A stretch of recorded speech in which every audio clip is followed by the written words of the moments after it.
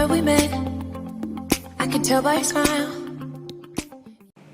सादिया आबिद के YouTube channel पर खुश आमदीद। आज की इस वीडियो में हम सादिया आबिद के ईद के हवाले से लिखे गए खुसूसी नावल कुर्बानी की राह में की नवी किस्त आप सबकी बसारतों और समातों की नज़र करने जा रहे हैं, इस उम्मीद के साथ कि आपको हमारी ये काविश पसंद आएगी। वीडियो को लाइक करें और चैनल को सब्सक्राइब करना मत भूलें। आपको ज़्यादा इंतज़ार करवाए बिना नावल की नवी किस्त शुरू करते हैं। नावल कुर्बानी की राह में मुसन्निफा सादिया आबिद, नवी किस्त। सफ़ेद हवेली पर अनम की ज़बरदस्ती निकाह से जो अफ्तार टूटी थी, इस सबब हवेली में मुनक्किद होने वाली शादियां मुलतवी हो गई थीं, मगर ज़्यादा दिन तक नहीं कि लाइबा के वालिदैन को हज अदायगी के लिए और इरम के मंगेतर हाशिम को बैरून मुल्क जाना था कि वहाँ से इसे जॉब की अच्छी ऑफर थी और वो बीवी को भी साथ ले जा सकता था। इसलिए ज़रूरत के तहत इन्होंने समझौता कर लिया था और अनम की कमी महसूस करने के बावजूद इसके बगैर ही दोनों शादियां बड़ी सादगी से हो गई थी। तमाम मिलने जुलने वालों को अनम के हवाले से इन लोगों ने जिस तरह मुतमईन किया था, ये बस वही जानते थे। दिन यूं ही सौगवार गुजर रहे थे कि इरम को बाहर गए हुए भी 1 माह हो गया था और सौगवारियत खुशी में एकदम इस दिन तब्दील हो गई जब अली शाह कोमे से बाहर आ गए। मरियम तो जैसे एक बार फिर जी उठी थी। इसने उनकी सेहतयाबी के लिए बहुत दुआएं की थी और इन सब ने भी एक वही अरबाज शाह का पता दे सकते थे। मैं और मुनीब कई बार गांव गए, लेकिन हमें अरबाज के बारे में कुछ पता नहीं चला कि इसके फादर ने हमें कुछ नहीं बताया। अरबाज भी वहाँ नहीं था। वो अनम को कहाँ ले गया है हम नहीं जानते। अली शाह ने अरबाज के गांव का पता बताया था तो वो आज़रदगी से बोले थे कि वो गांव तक तो जैसे तैसे खुद भी पहुंच गए थे।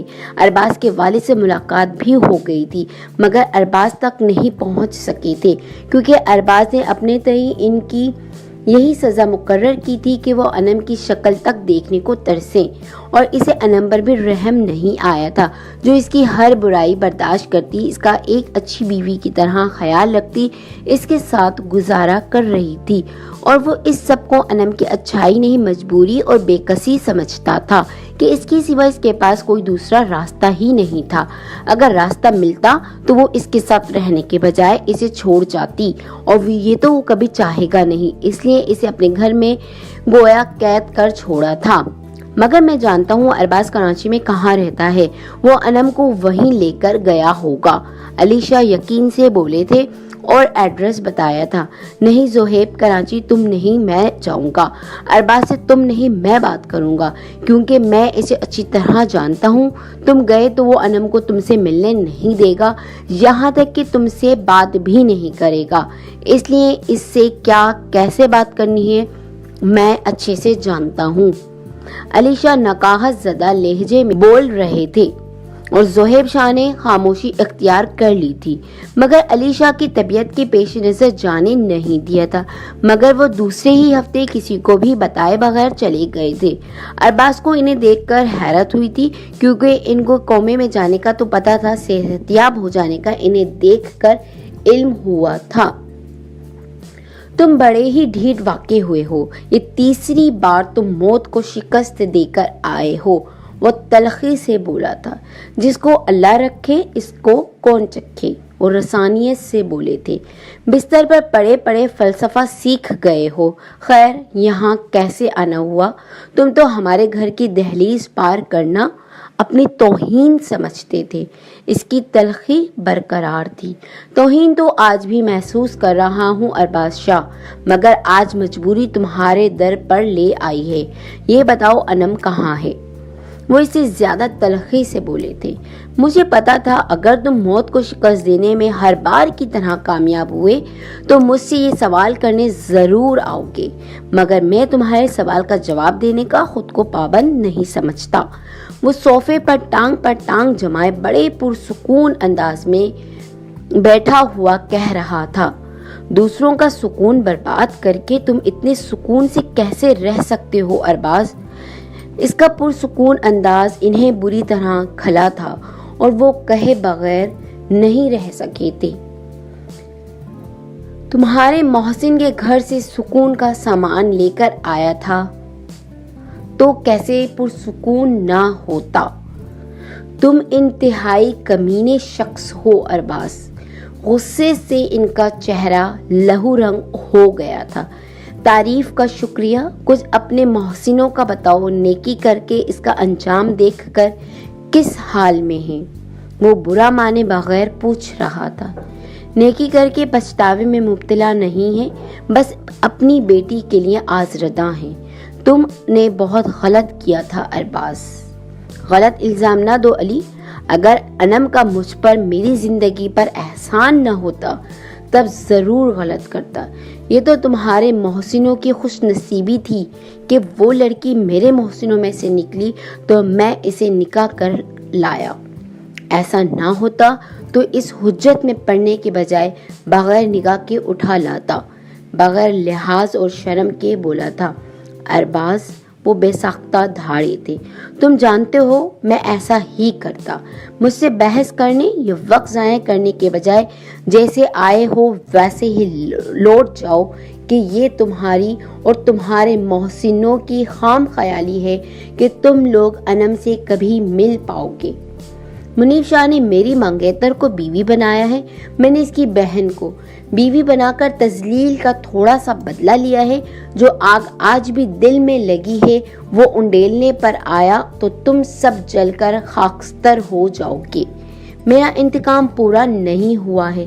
ہاں، ٹھنڈ اس وقت پڑتی محسوس ضرور ہوتی ہے جب منیب شاہ کو اپنی بہن کو ڈھونڈتے ہوئے پاتا ہوں۔ اتنے سے عرصے میں وہ اور زہیب کتنے ہی چکر گاؤں کے کاٹ چکے ہیں، مگر میں بھی یہ فیصلہ کر چکا ہوں وہ بھی اور انم بھی تڑپ تڑپ کر مر جائیں گے، لیکن انہیں ایک دوسرے سے ملنے نہ دوں گا۔ وہ رعونت سے بول رہا تھا۔ یہی میرا ان پر احسان ہے کہ پہلی شام انم کی ان سے بات کروا دی تھی۔ اس نے سر جھٹک کر سگریٹ سلگائی تھی۔ دیکھو ارباز، انم سے تم نے شادی کی ہے، بیوی ہے وہ تمہاری، اس کا خیال رکھنا تم پر لاگو ہوتا ہے، اور یہ انسانیت نہیں ہے کہ تم اسے اس کے گھر والوں سے ملنے نہ دو کہ ایک تو تم نے اسے بزور طاقت اپنی نکاح میں لیا اور اسے قید کر چھوڑا ہے، جبکہ وہ تمہاری مجرم بھی نہیں ہے، تو پھر تم اسے کس بات کی سزا دے رہے ہو؟ وہ دھیمے لہجے میں بولے تھے، جبکہ غصہ تو شدید آ رہا تھا، مگر وہ غصہ کر کے اس کو غصہ نہیں دلا سکتے تھے۔ وہ میری مجرم نہیں ہے، مگر اس کا بھائی اور چاچا تو ہے، اور یہ اس کا ہی احسان تھا جو وہ آج میرے ساتھ جائز طریقے سے رہ رہی ہے، وگرنہ یہ تو تم بھی جانتے ہو علی کہ میری زندگی میں جائز طریقے سے کتنی لڑکیاں آئی ہیں۔ اچھے سے جانتا ہوں تمہاری بہرا روی کے سبب ہی تو میں تمہارے اور مریم کے رشتے کے خلاف تھا، مگر کہاں جانتا تھا کہ اپنی بہن کو تحفظ دیتے دیتے زہیب کی بھتیجی کو اسی دلدل میں پھینکنے کا سبب بن جاؤں گا۔ وہ آزردہ ہو گئے تھے۔ اب تو جان گئے ہو نا کہ تم نے ٹکر غلط انسان سے لی تھی، دھواں فضا میں آزاد کیا تھا۔ تم کیا چاہتے ہو ارباز؟ کوئی راہ ہے جو تمہارے فیصلے کو بدل دے؟ اس کا فیصلہ سن کر فیصلے کی ڈور پھر اسی کو تھمائی تھی۔ میں کہوں نہیں ہے تو میں کہوں گا کہ دوسری راہ نکالو، کہ میں چاہتا ہوں تم انم کو یہاں نہیں گاؤں میں پوری عزت اور حق کے ساتھ رکھو، اس کو اپنے خاندان سے اپنی بیوی کی حیثیت سے متعارف کرواؤ اور اسے اس کے خاندان سے ملنے دو، اس کے خاندان سے بحیثیت داماد متعارف ہو۔ وہ سنجیدگی سے بول رہے تھے۔ میں یہ سب جب کرنا ہی نہیں چاہتا تو تمہارے کہنے پر کیوں کروں؟ وہ بات تلخی سے کاٹ گیا۔ تمہیں ایسا کرنا پڑے گا، تمہیں انم کو معاشرے میں اصل مقام لوٹانا ہوگا۔ نکاح کیا ہے نا تم نے اس سے، تو یہاں کیوں رکھا ہوا ہے؟ جب تم ہر نئے دن اور رات نئی لڑکی لاتے ہو، اسے حویلی لے کر جاؤ، اسے وہاں اس کا مقام دلاؤ کہ میں تمہارے بنا بتائے بھی جانتا ہوں کہ تمہارے نکاح کا تایا جان کے علاوہ کسی کو پتہ تک نہیں ہوگا۔ ایسے میں انم سے کیے نکاح کی حیثیت تمہارے ذہن و دل میں کیا ہے خوب اندازہ ہے مجھے، اور اب یا تو تم اسے آزاد کر دو یا علی۔ وہ بیٹھے سے دھاڑتا ہوا کھڑا ہو گیا۔ تم ہوتے کون ہو مجھے یہ سب کرنے کو کہنے والے؟ میری مرضی میں کچھ بھی کروں، انم کو کیسے بھی کہاں بھی رکھوں۔ وہ بھڑک اٹھا تھا۔ انم میرے لیے مریم ہی کی طرح ہیں. خدا نخواستہ مریم کا تمہارے نکاح میں دیتا تو جو مطالبات میرے اس وقت ہوتے وہی اب انم کے حوالے سے ہیں، کیونکہ میں جانتا ہوں مریم نہ تمہاری منگ تھی نہ تمہیں اس سے دلچسپی تھی. تمہیں اس کی دولت چاہیے تھی، وہ تمہیں مل گئی. تمہیں دولت لے کر لوٹ جانا چاہیے تھا. خواہ خط میں تم نے انا اور غیرت اور منگیتر کا قصہ چھیڑا اور زبردستی انم کو ساتھ لے آئے. انم کو تم کیا سمجھ کر لائے یا اب تک کیا سمجھتے رہے اس سے مجھے غرض نہیں ہے. میں صرف انم کا حویلی میں مقام چاہتا ہوں اور وہ تمہیں دینا ہی پڑے گا. ان کا انداز بے لچک اور دو ٹوک تھا. اور اگر میں نہ دوں تو تم کیا کر لوگے؟ میں پورے گاؤں میں خود تمہاری شادی کا اعلان کرواؤں گا. اس سے کیا فائدہ ہوگا؟ کہو تو میں خود وہاں اعلان کروا دوں.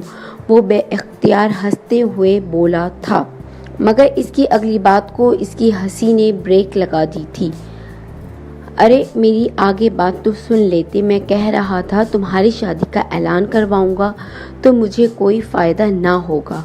ہاں، تمہاری ساری گرل فرینڈز کے بارے میں گاؤں کی ایک ایک دیوار پر تمہاری اور ان کی تصاویر کے ساتھ تمہارا سب کچا چٹھا چسپا کروا دوں گا. اس سب کا مجھے ضرور فائدہ ہوگا کہ الیکشن کے وقت سارے ووٹ ملکوں کو مل جائیں گے اور شاہوں کی ساکھ گاؤں میں برباد ہو جائے گی کہ صرف تمہارا نہیں، تمہارے بڑے بھائی اور جانباز شاہ کی اصلیت بھی میں سب کے سامنے لاؤں گا. اس کا رنگ سفید پڑنے لگا تھا.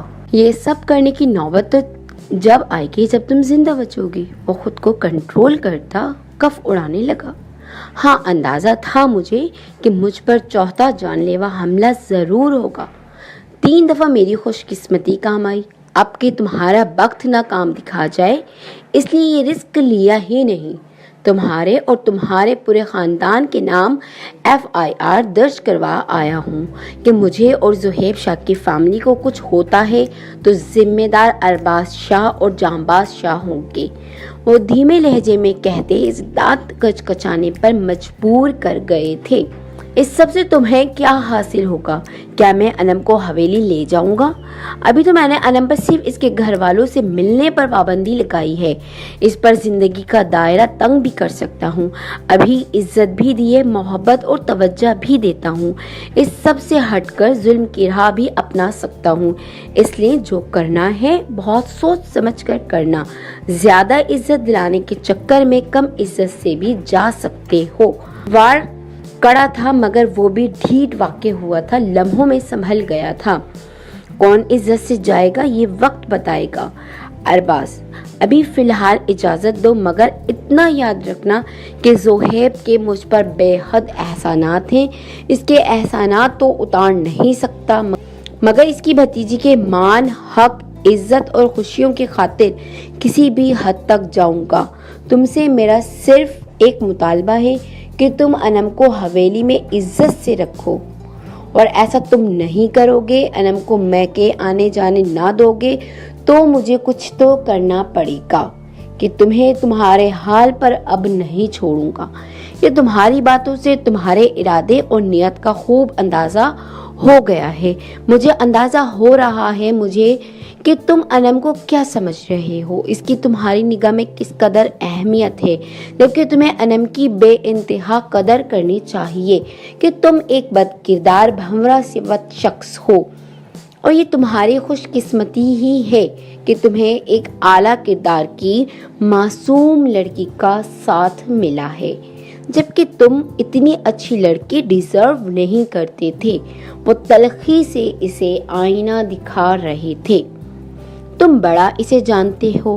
خیر تو ہے نا. کہیں تم ایک لفظ آگے مت بولنا ارباز کہ وہ میرے لیے مریم ہی کی طرح پاکیزہ اور قابل عزت اور احترام ہے.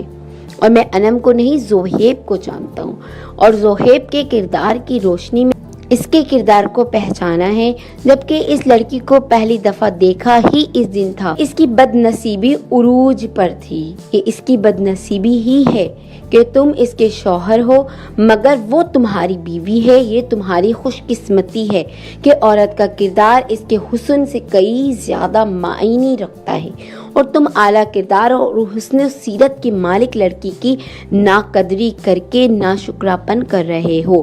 اللہ نے تمہیں سنبھلنے کا موقع دیا ہے، سنبھل جاؤ۔ برائی سے نکل کر اچھائی کو اپنا لو تو تمہاری دنیا ہی نہیں عاقبت بھی سنور جائے گی۔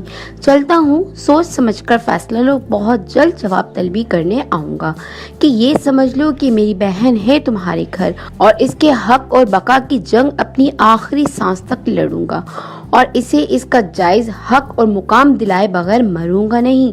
اس لیے مجھے راستے سے ہٹانے کی پلاننگ نہ کرنا کہ اب کہ میں نے کہیں کوئی کمی نہیں رکھی ہے۔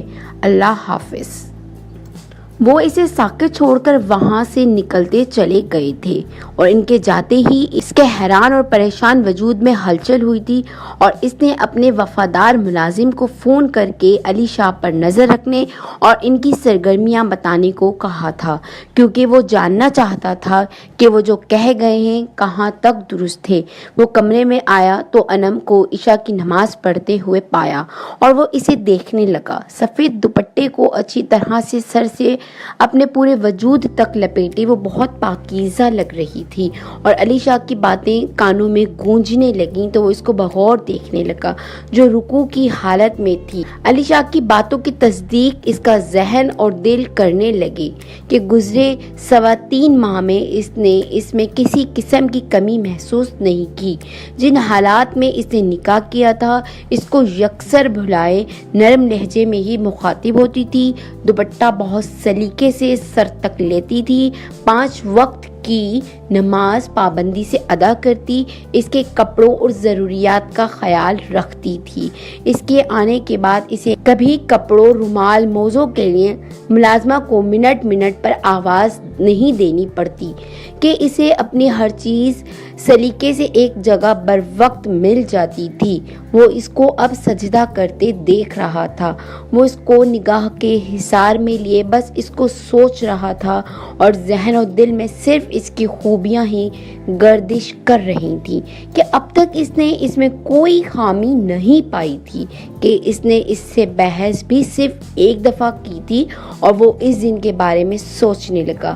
شادی کے 15 دن بعد کی بات ہے کہ وہ کہیں جانے کے لیے تیار ہو رہا تھا اور وہ بیڈ پر بیٹھی انگلیاں مڑوڑتی، کچھ سوچتی، کچھ کہنے کی چاہ میں، کچھ نہ کہنے کی الجھن میں لگی تھی۔ تمہیں مجھ سے کچھ کہنا ہوا کرے تو بلا جھجک کہہ دیا کرو، کیا 18ویں صدی کی ہیروئنوں کی طرح شرماتی رہتی ہو؟ پڑھی لکھی ہو، سادہ سی بات تو آرام سے کر ہی سکتی ہو۔ وہ خود پر اسپرے کرتا ہوا بولا تھا اور وہ اپنے ہی خیال سے چونک اٹھی تھی۔ میں اپنے گھر جانا چاہتی ہوں۔ وہ آنکھوں سے نکلتے نمکین پانی کو پوروں پر چنتی، اپنی سابقہ پوزیشن میں بیٹھے بیٹھے بولتی، اس کو بری طرح چونکا گئی تھی اور وہ اس کو دیکھنے لگا۔ اورنج رنگ کے سٹائلش سوٹ میں سادگی میں بھی وہ غضب ڈھا رہی تھی۔ بھول جاؤ کہ تمہارا کوئی گھر بھی تھا، کیونکہ اب تمہارا گھر سمجھو تو یہی ہے، یہاں سے اب تم کہیں نہیں جا سکتی۔ وہ اس کی آنکھوں سے گرتے آنسوؤں کو دیکھ کر بھی بے حسی سے بولا تھا، میں اس گھر سے کہیں نہیں جانا چاہتی۔ آپ سے جڑنے والے اس رشتے کو میں قبول کر چکی ہوں، لیکن شادی ہونے کا یہ مطلب تو نہیں ہوتا نا کہ انسان شوہر کا ہو کر رہ جائے۔ میں اپنے گھر والوں سے، آپ کے گھر والوں سے ملنا چاہتی ہوں، یہاں اکیلے میرا دم گھٹتا ہے۔ وہ رو پڑی تھی کہ وہ شوق و چنچل ہر وقت ہنگامہ مچانے والوں میں سے تھی اور یہاں وہ بات کرنے کو ترستی تھی۔ شور اور ہنگامہ تو بہت دور کی بات تھی۔ میں تمہیں اپنے گھر لے جا نہیں سکتا، تمہارے گھر جا نہیں سکتا، اور بے فکر رہو، دم نہیں گھٹے گا تمہارا، کچھ دنوں میں عادی ہو جاؤ گی۔ وہ بے فکری سے بولا تھا اور اس کی بے حسی اسے ساکت ہی تو کر گئی تھی، اور وہ کمرے سے نکلتا کہ وہ حیرانگی سے نکلتی اس کی راہ روک گئی۔ آپ مجھے کیوں میرے گھر والوں سے ملنے نہیں دے سکتے؟ کیوں مجھے اپنے گھر والوں سے نہیں ملا سکتے؟ وہ اس کا بازو تھامے بے بسی کی تصویر بنی کھڑی تھی۔ ناول قربانی کی راہ میں کی نویں قسط اختتام پذیر ہوئی۔ ناول کی 10ویں قسط کے ساتھ بہت جلد حاضر ہوں گے۔ جاتے جاتے ہماری وہی پرانی درخواست دعاؤں میں یاد رکھیں، ویڈیو کو لائک کریں اور چینل کو سبسکرائب کریں تاکہ ہماری ہر نئی ویڈیو آپ کو بروقت ملے۔ شکریہ۔ اگلی قسط تک کے لیے اجازت دیں۔ اللہ نگہبان۔